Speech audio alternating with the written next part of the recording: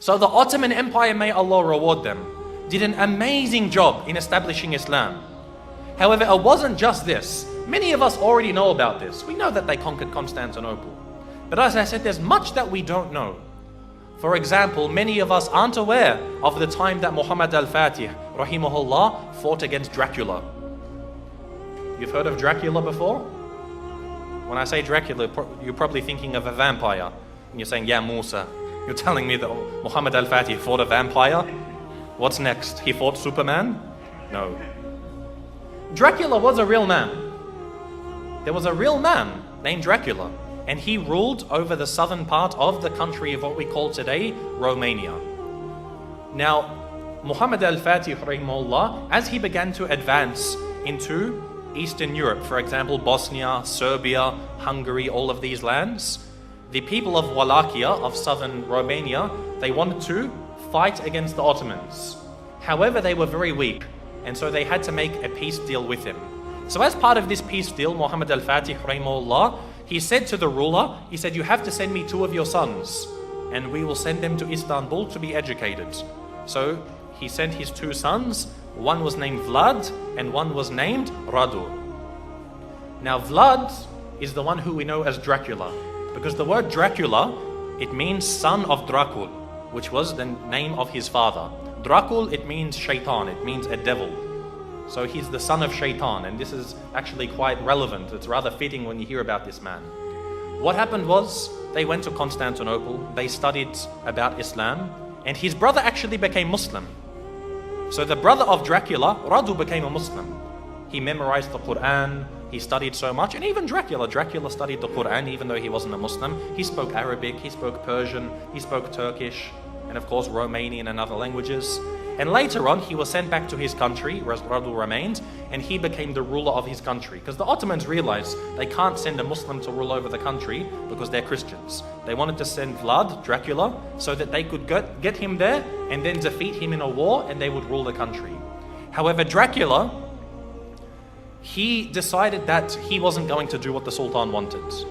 The Sultan sent him 2 emissaries, 2 people to come speak with him, and they said to him, you must pay us the jizya. Now that you're the ruler of the country, you have to pay us jizya. And so Dracula, he said to them, if you want to step inside of my court, you have to take off your turban. And so they said, no, we won't remove it for you. We're not going to remove it for a kafir. So he said, take it off. Again, they refused. So he told someone to come with some very big nails and hammers, and he said, if they refuse to remove it for me, then they will never remove it again. And he commanded that their turbans be nailed into their heads. And of course, this in effect killed them. So this was an act of war. Dracula had decided that he wanted to go to war with the Islamic State. And so Muhammad al-Fatih, rahimahullah, he sent a massive army to go fight against them. But Dracula, because of his tactics and the fact that he knew the Ottomans very well, he was able to defeat them on some occasions. Now what he did is what really makes him stand out as being an absolute devil. Dracula, what he did is when they would kill a person, or sometimes they wouldn't even kill them, they would capture them, he did something which is called impaling. Now if you haven't heard of impaling, it's a pretty gruesome thing to start to describe. What they would do is they would get a very, very big stick. They'd make it sharp at one end, they would insert it through your backsides, pass it through your body until it comes out of your mouth.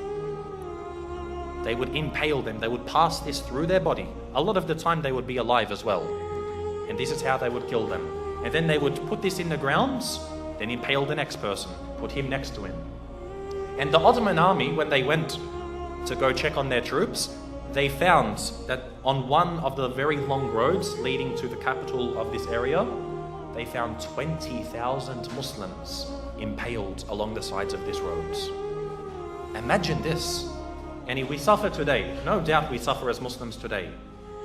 But things like this, you can't really compare. 20,000 of them impaled. You can imagine how Muhammad al-Fatih, rahimahullah, he feels. To see even one Muslim killed is too much.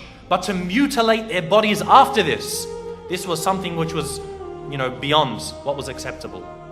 And so he decided to send Radu, who was the brother of Dracula. He sent him to go fight against his own brother. And eventually Radu, rahimahullah, he was able to actually eventually catch up with his brother. This is after he commits so many more atrocities. Even the Christians, they started to back off from him. Because what happened was, he, being Romanian, he was Orthodox, he wasn't Catholic.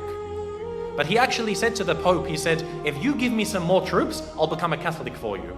Anything you want, I'll change my religion for you. He couldn't care. He wasn't a man of true belief. He was only a man of pragmatism on the battlefields. And so even the Christians started to distance themselves from him.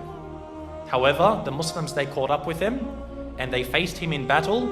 And it's unclear if the Muslims killed him or if his own people turned upon him and killed him. But either way, Dracula was killed.